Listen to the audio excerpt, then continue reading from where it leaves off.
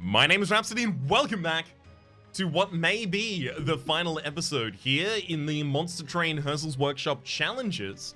Specifically the challenges, not the final in Herzal's Workshop. We have the Blighted Existence, the ultimate challenge. The only description for it is sorry. You start with 5 copies of Deadweight in your starting deck. That is an unplayable, unpurgeable card. And then you also start with 8 copies of Calcified Ember, which can be purged, but they cost 3 per to purge them.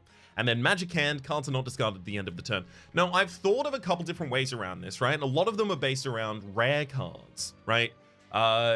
Consuming those rare cards in order to create a very large draft, for instance. Or getting a Kindle and then generating a bunch of energy on one turn and burning out all of your Deadweights. Or not Deadweight, sorry, your X-Cav Embers, not X-Cav, Calcified Embers, there we go.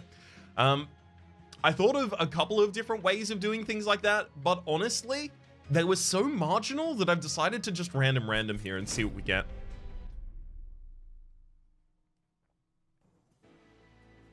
Double Ice Tornado, these now have Permafrost by base on them as well. 2 Hornbreaks and a single Rage Serum. Fel does have Purges. Gotta keep that in mind. I may have to take an Energy Gem as my first gem just to deal with that. Seraph the Temperate as well as Talos the Architect. Those two don't really threaten me too much. Okay. Why did I look at the artifacts first? Oops. I mean, I'll take the Forgotten Name, and it's actually pretty dang good, but...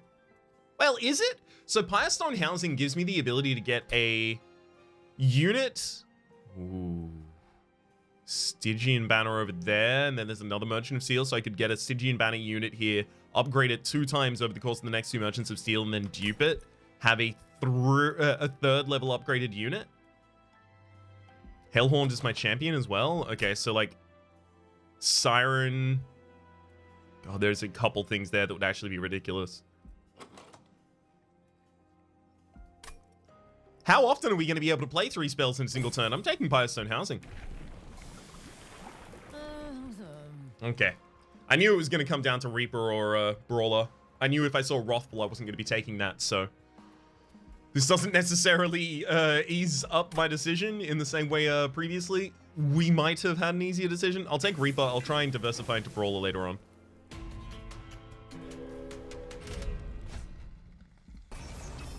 I think especially with the spells that we already have in the deck, we'll have an ease of being able to set enemies to the right value to actually be able to get the slays off.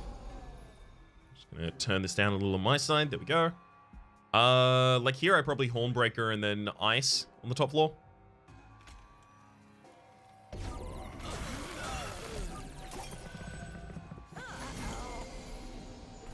Love it. 1 Shinny Steward in front, and then we can even get you down, holding a torch for another turn. Taking 2 damage so far. It's ideal that I keep the Hornbreaker Prince alive, if possible here. Is there any real way to modify this? 35, 45, not really.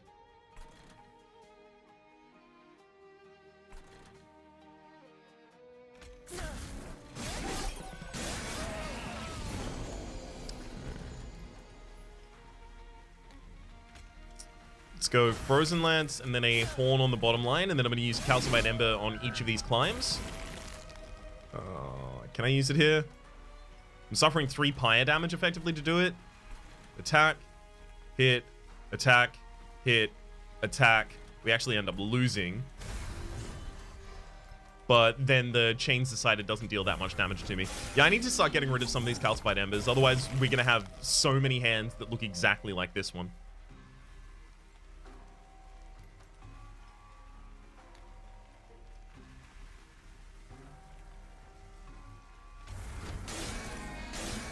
Yeah. I'll take the hit here to prevent that from happening as commonly in the future.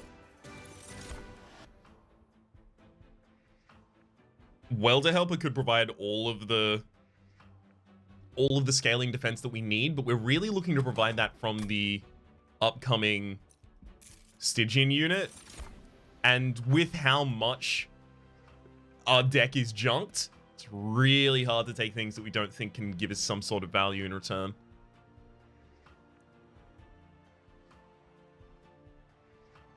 Titan's Gratitude. It's good frontline damage. Discards a card at random, so it actually helps clear up our hand for the sake of the magic hand. Which early on is going to be good, later on is going to be bad.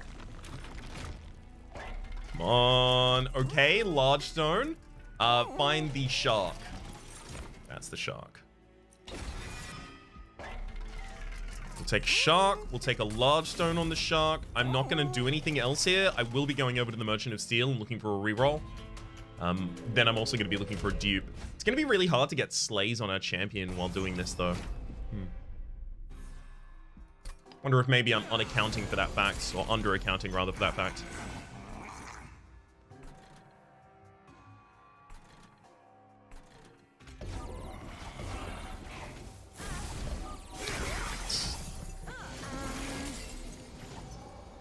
Good frosted bites. Shame we don't get to play the Calcember there, though.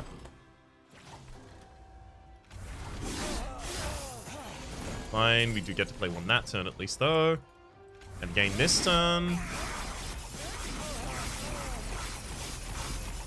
Nice. We're really working through these Calcembers. Vent is pretty important, actually. We have very little access to actual AoE. Sure. Gonna need to find a way to upgrade that later on. Offering Token is just another incant trigger. We're not really an incant deck yet, but depending on... Nice. Nice. This could actually completely change our deck. We're taking the Siren of the Sea. Now we still have to cut left here, where I was already kind of relenting on cutting left. Nice. Get another large stone on the on that old Titan sentry right there. I could just give the armor as well as the damage to the Siren of the Sea. I would have to start finding incants, wild incants, to really justify what I'm about to do here.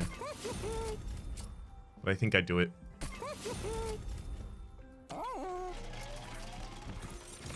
No, I don't want any of those. What do you got? Concealed Caverns. A rare Awoken, Melting, or Umbra.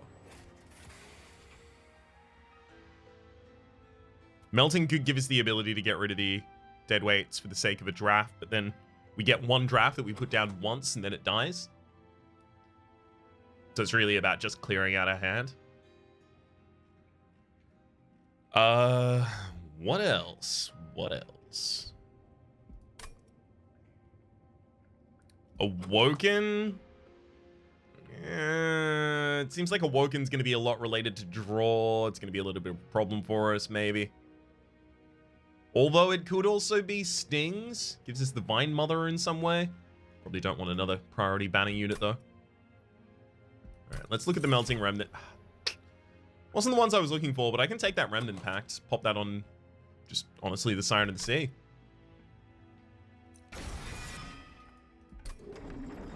No problem doing that. That actually means maybe I don't need to dupe the Siren of the Sea.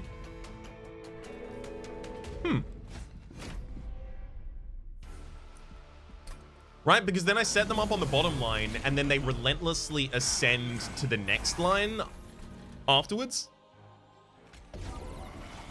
The problem we are going to start having is that the Hornbreaker Prince is not going to get any slays while the Titan Sentry is doing this.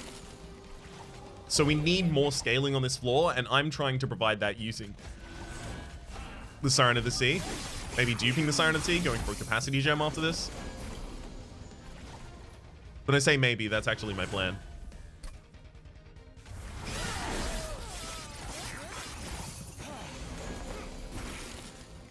Yeah, I did forget that we were about to get reordered here.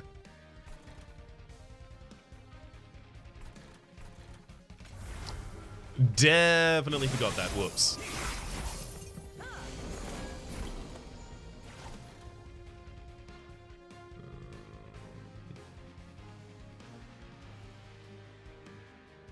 If it helps at all, it's not really going to make a difference.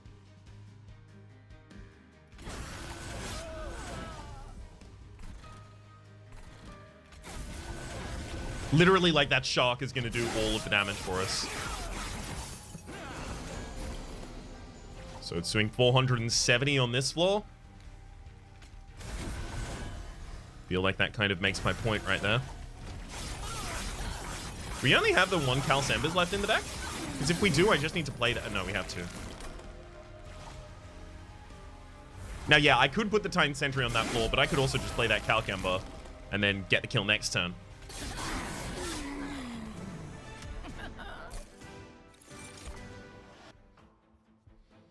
I really, really, really deeply feel like it's the capacity gem and the dupe. With the capacity gem, I even have the ability to put the Hornbreaker Prince behind one of the Titans of the Sentry on a lower floor. Not super jazzed on the idea of doing that, but God, am I now duping the sharks? Is that actually what I'm doing? Like, I'm no longer duping the Siren of the Sea?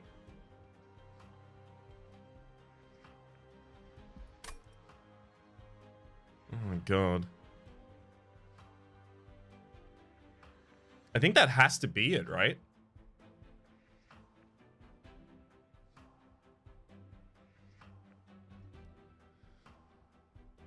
Let's take an Ice Empire for catching units that get past us.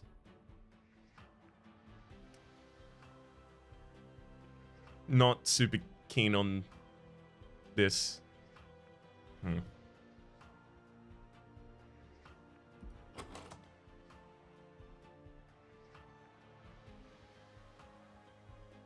What's our worst fight with the Titan Sentry? Worst fights with the Titan Sentry don't get the backline unit. There's only two fights where the frontline unit is kind of weenie and then the backline unit is quite large. Yeah, there's two fights for that. So if we upgraded more of our spells, especially things like Vent, maybe we'd be able to take account of those without having to give up Slays on the Hornbreaker. The Hornbreaker is going to need to diversify out into Brawler. That just has to happen. The question here ultimately is, do we take the Offering Monument? And if we take the Offering Monument, what is our plan to actually utilize it, right? Does it go on the floor with a Siren of the Sea? Does it go on the floor with two Sirens of the Sea? Am I duping the Titan Sentry? Am I duping the Siren of the Sea? Which area am I actually going to next?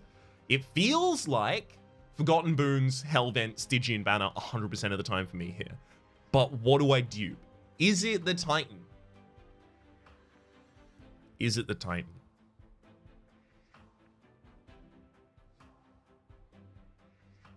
It is, isn't it? And then use spell support to finish off enemies. Late game, we use the scaling of the Hornbreaker Prince to take things out. We're going to need more spell support in this deck, but we thankfully have 4 more floors to find it. Okay, so if we are doing that with the Titan Sentry, that means this Offering Monument... like, sucks. Like, really bad.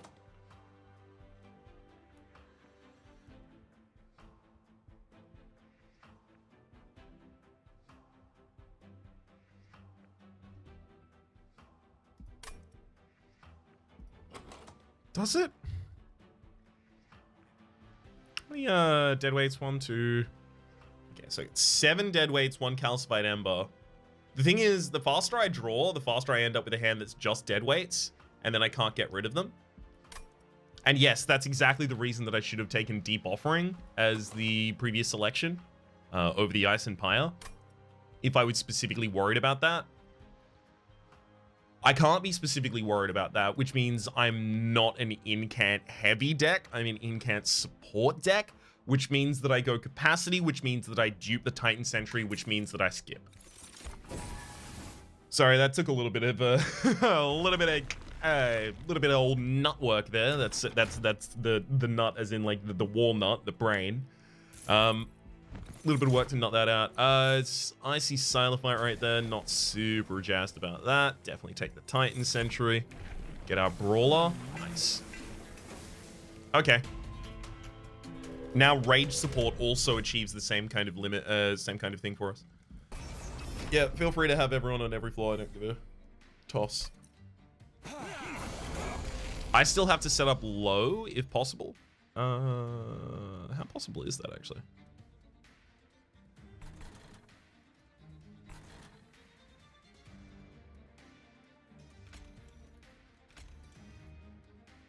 I mean, I can put the Siren of the Sea on the bottom floor, but then the Hornbreak Prince wants to go here. Actually, I'll do that. That, Hornbreak Prince. I won't cast either of the other cards. So we leak 8 damage on that top floor.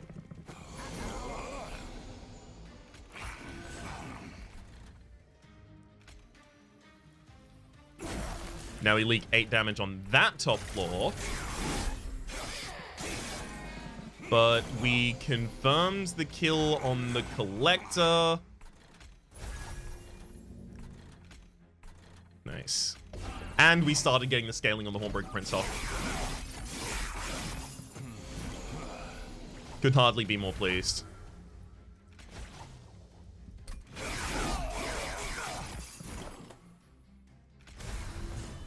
Yeah, this is ultimately how the fight should be working out from now on.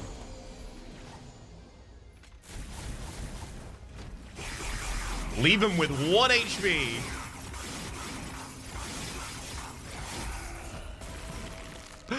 Oh, love it. I'm gonna torch you to death. It's good gold. Tiresome climb, ascend a unit, apply days 2. We have absolutely no ascend tech in the entire deck. For exclusively that reason, it's valuable.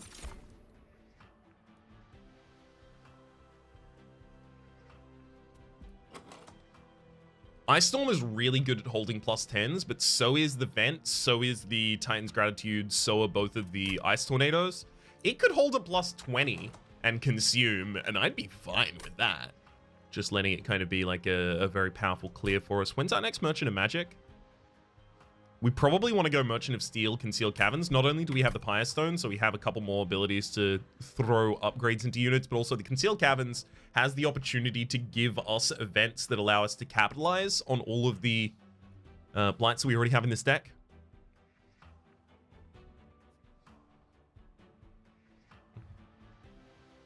And I may end up upgrading a unit to the point that I do want to Hellvent into the next area.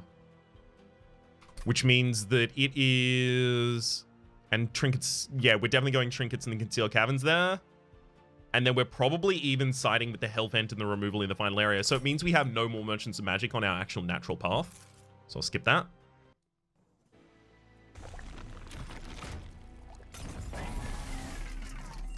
There's the multi-strike that we really, really, really wanted in order to make the Siren of the Sea an appropriate scaling unit. I don't know if that's what we go with anymore.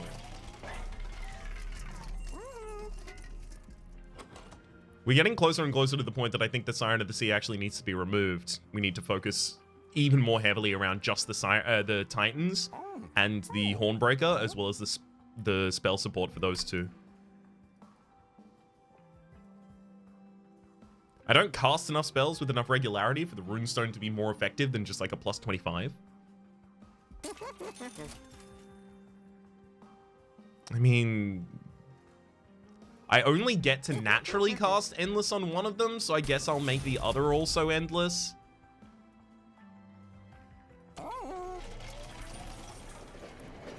Yeah. One of the big reasons to make the other also Endless in that way is because now if I get here and I have a unit that has three upgrades in it, I can actually mega upgrade it by putting another in still. That Heartstone in particular comes to mind. I have no healing. No direct healing for any of my characters. So giving +10 and Heartless to all of them should be totally reasonable.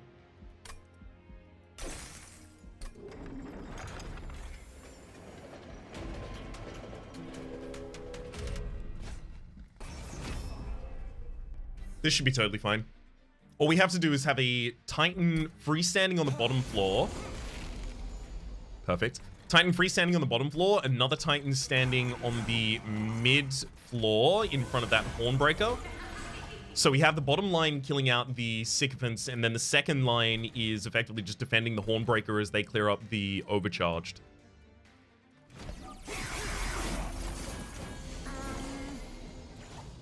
Okay. So it's 30, 50, 80. Okay, so we can't get that overcharged tank down here yet. 30, 80.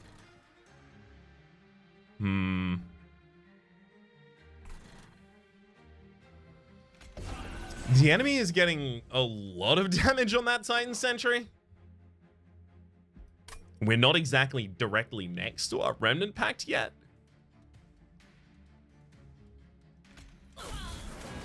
Let's take 1 kill off of your plate. Perfect. No, wait, do you die to Frostbite? 80, right? You're on 82, you take 30, and then you take 50. So 1 torch to you gets the kill from the Hornbreaker Prince onto you.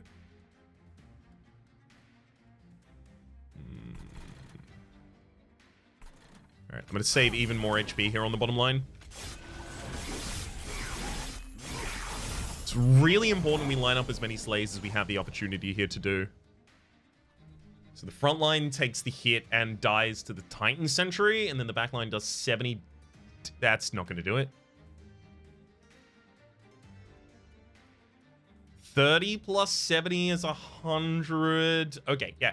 So we can tiresome climb you. Okay. Tiresome climb. Alright, a Rage Serum as well, just for funsies. Reduce the incoming damage on the bottom line.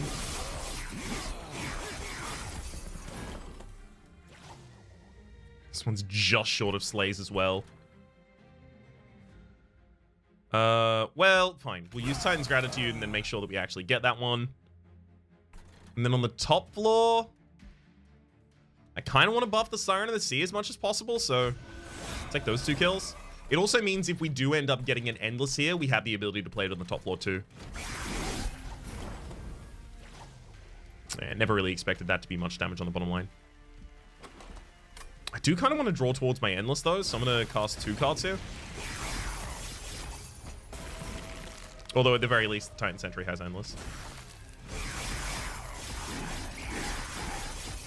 Perfect.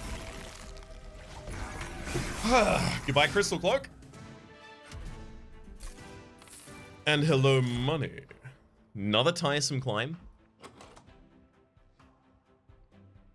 I mean, like, it was functional there. It's pretty expensive. But I'm going energy after this anyway. Okay. Unnamed Tome, Titans, and Frenzied Swarm is actually a little interesting here. Clear out our hand. The problem is we actually don't want to play it for the other benefit. The Dazed one is really not something we want. We want the enemies to be hitting us as often as possible, almost all of the time. I wonder if we literally do just take that as a clear our hand kind of sitch.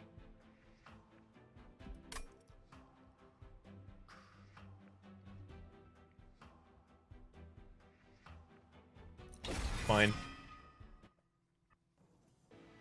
I'll relent.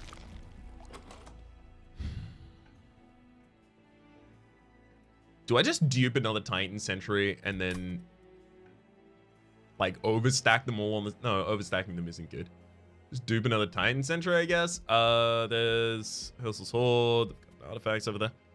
We want to save money for the next area for the sake of the Merchant of Trinkets. All right, fine.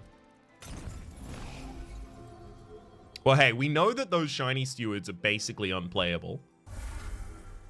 We can get rid of those easily.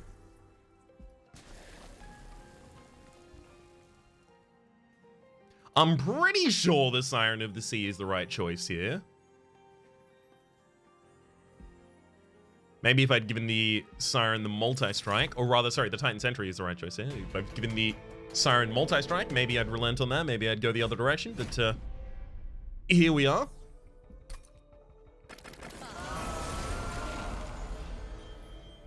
Okay, so the Endless one should be on the bottom line. I don't have to play this Titan Sentry this turn. I can get rid of the Ultimate Penance and then play it next.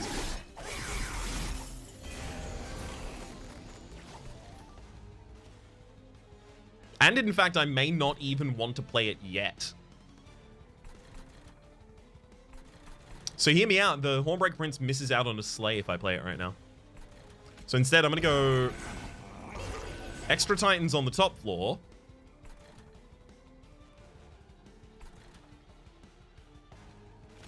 This is a I guess I should have done the cast on the top.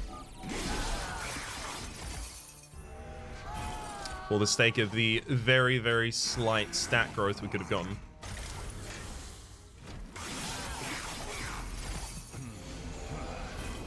Okay, 30 and then perfect. That works out well for us. Actually, I can get another Slay if you go there. Aren't I? 30, 35. Okay, yeah, I can. There we go.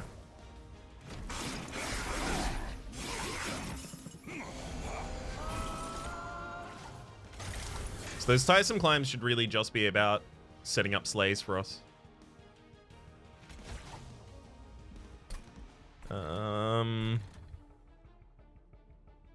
This one's less fruitful. I don't really think we had a chance on that one.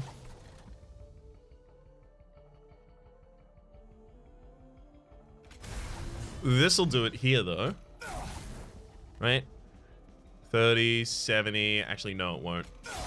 Okay, pretty close, though. Yeah, the Frostbite actually got the kill on that target for us. Thankfully, Frostbite does not manage to get this one. There you go. Actually get an incant trigger on that top lane. There's the Frenzied Swarm. Looks like it's come to play.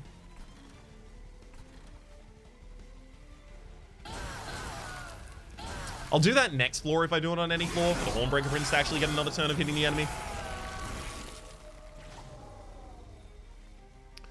It looks like we're already fine here. Hey, I could have put Endless on the Hornbreaker and then put the Hornbreaker in the position behind the Siren of the Sea, or rather where the Siren of the Sea is, if the Siren of the Sea weren't there.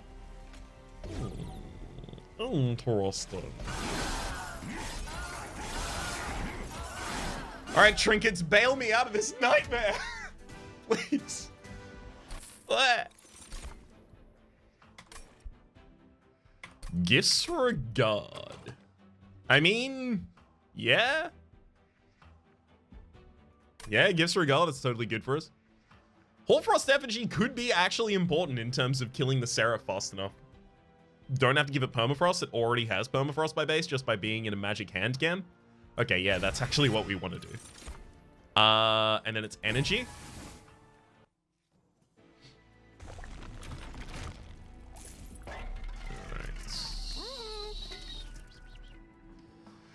Second unit during a turn, gain 3, only really happens once at the start of the game. Enters with rage 3, doesn't really happen that often. Like, yeah, any of these could be okay, but none of them are necessarily good. And we need good right now. Concealed Cavern shows us Bone Dog's Favor. Hell yeah. I was told, apparently, after I ignored it in a different challenge video, that you can guild cards in your challenges. So let's try and get our final gilded card in our final challenge. That seems perfectly poetic. But we could remove a card instead, and removing a card gives us the ability... I'm going to take the Bone Dog's Favor, don't worry.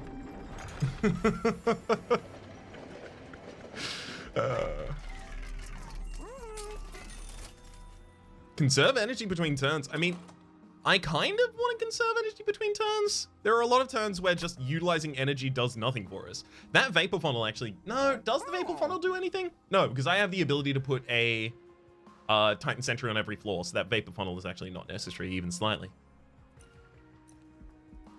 Unbroken Horn gives me the ability to save my energy for the turn that I actually really want to utilize it.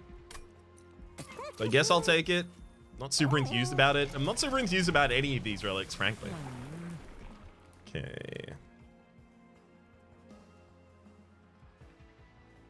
I think scaling at twice the rate should be good enough for us.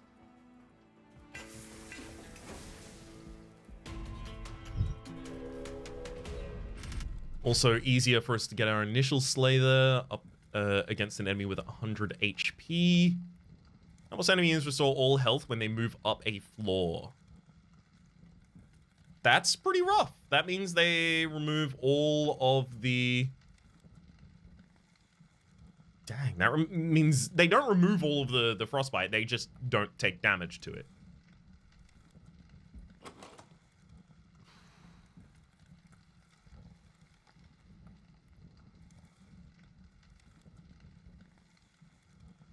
Like, as soon as Hornbreaker gets going, we're fine here. Hey, Hornbreaker's actually going to have a harder time getting going. That Pyre Wings has got multi-strike. Not multi-strike, sorry. It's... Wait, but I come in with 26 armor? Okay, there's not enough Pyre Wings to actually kill it. Never mind. I come in with 10 armor and 16 HP, rather.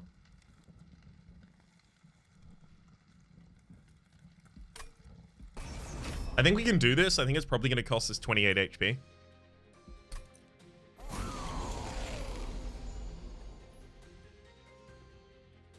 Okay, so... Heartless bottom line... Sorry, Endless bottom line. Heartless Hornbreaker this line.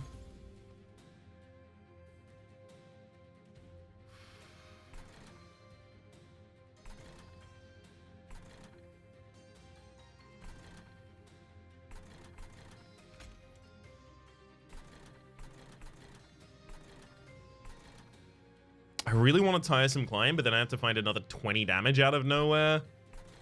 And I have to find it in this hand right now, somehow. I don't know how that's happening.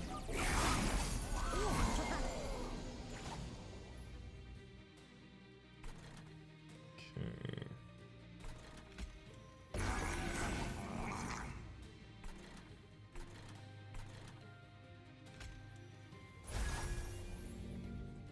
Let's make them all endless.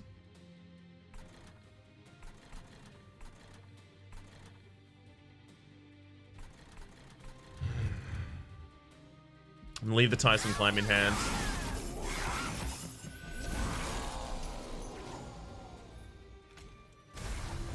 There's our extra rage.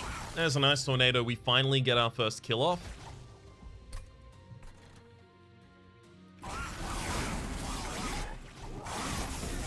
And it was again due to the frostbite there.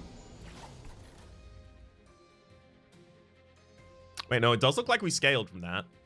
Okay, so 30, and then we hit back, and then we hit back again, but obviously it's not enough damage for the Pyre Wings they currently stand. I don't have enough energy to even deal with the Pyre Wings that they currently stand.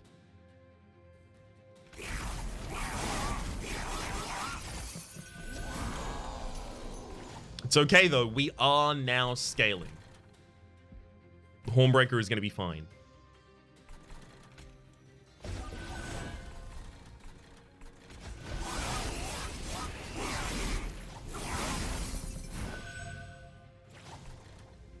Okay, we get 2 of those down, and then Pyre Wings is fine. Right? Yeah, that's no amount of casts on that floor would change anything.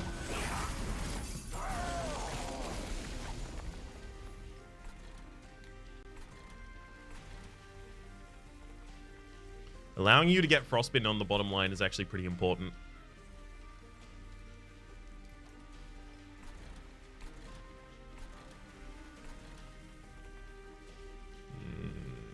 Or do I buy an extra round of hits on the second? Actually, it's extra 2 rounds of hits. I think I have to. I think that's vastly more impactful.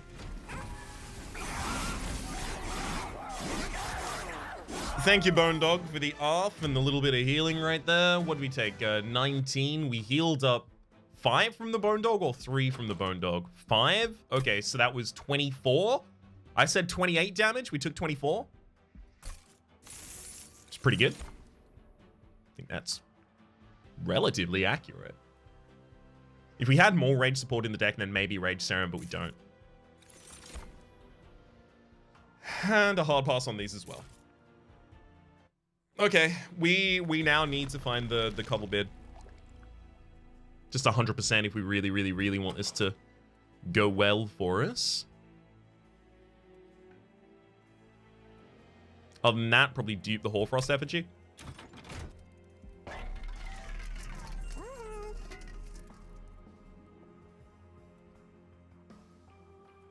I don't really discard that many cards unless I play the Frenzied Swarm, and then that would just give us a bunch of energy to play on future turns with the Unbroken Horn. I mean, that's not bad. It's just also not good. It's probably not better than removing cards.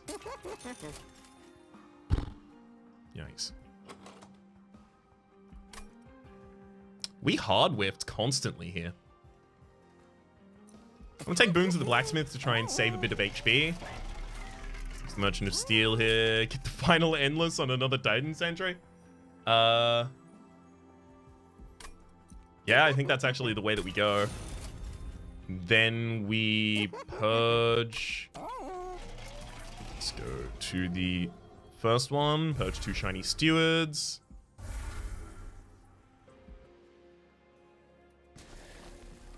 What would I dupe? Spells are so... Well... Hoarfrost still? So Hoarfrost is if I really seek trying to kill the Seraph before the Seraph can do anything on the field. I think ultimately that does have to be my game plan, so sure. That's less like a thing that I want to do and more a thing I feel like I have to do. And then from here on out, we just remove cards that don't look like they are going to have any impact for us whatsoever. We have no more incant triggers in the deck, so things that are exclusively valuable for the incant, like Event that I almost never cast, pretty good targets. Those torches are decent targets against my own units for the Revenge Frostbite triggers. Frozen Lances can go, though. Why did I reroll that? Ah.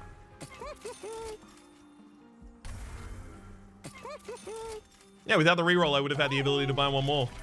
Removal there. Whoops. Okay, I think we do the same. Hopefully the floor is, the middle floor is not a blocked capacity floor. Thank you. I was about to say, hopefully it's not that. Otherwise, I'm going to have to put a Hornbreaker on the bottom line and then ascend them into the mid line. And I could do that this turn. I just wouldn't be jazzed about it. I'm gonna get a Titan next turn anyway, so I can already put one on the bottom floor.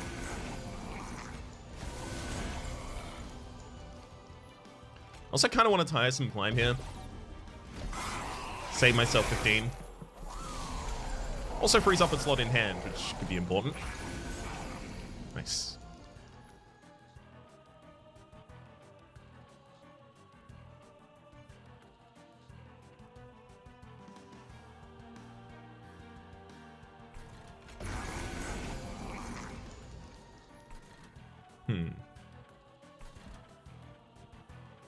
Tell you what, I'm not a huge fan of the fact that we're not getting scaling yet. So it's 24, 40, 104 is the amount of damage I have the ability to deal to the Darkwings before the Frostbite goes off.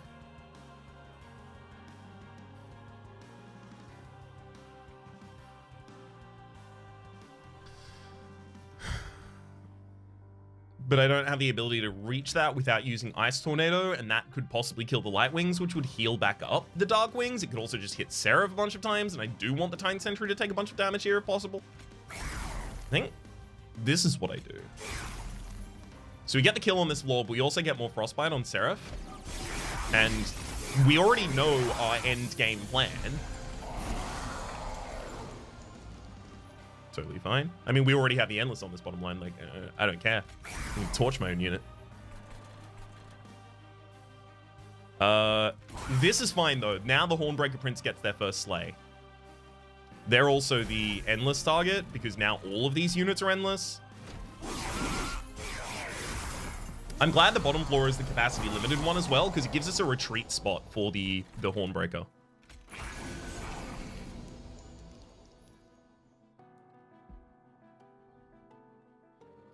I still do kind of need to cast as many cards out as possible.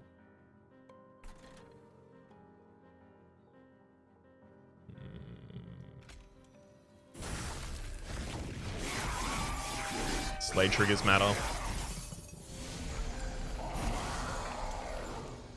There's Hoarfrost.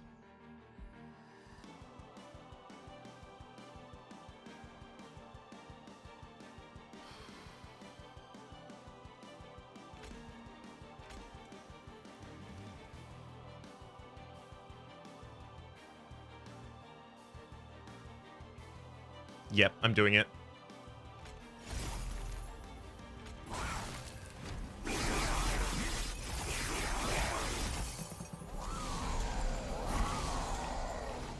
We're starting the chain. The chain has to be started with a dupe that doesn't necessarily get us all of the way where we want to be, right?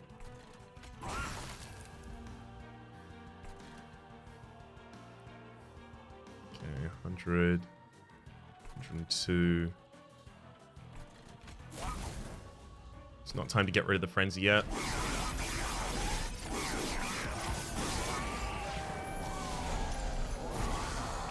Okay. One more Titanic Sentry on that bottom line for us, thank you.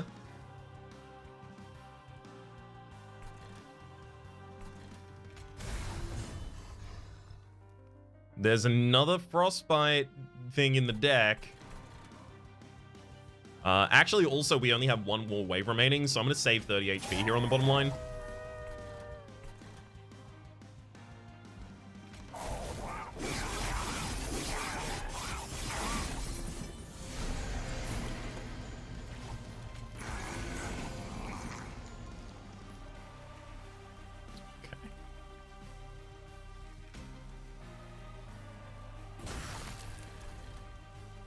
Tiresomely ascend you.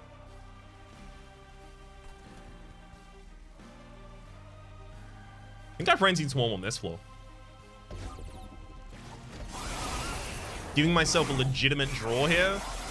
Also getting as much frostbite on that bottom line as possible. There's the Hoarfrost effigy.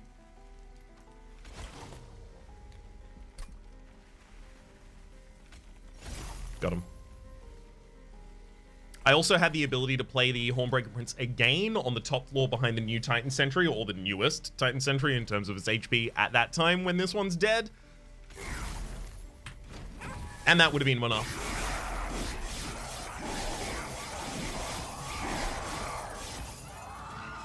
GG, Seraph.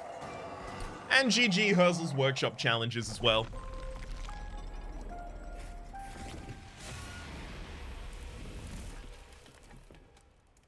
Hell yeah. And GG to you, Bone Dog. Mastered cards, the Bone Dog's favor, unplayable, reserve, reward 5 health. And now we go to... Oh. Okay. I thought it was going to do an animation of some kind. I thought it was kind of pulling me away here for a specific reason, rather. But we've now completed all of the expert challenges. We have every single card gilded. We have every clan combination beaten at Covenant 25. We have every card unlocked. We've seen every card. We've seen every event. We've seen every relic. We've seen all of it.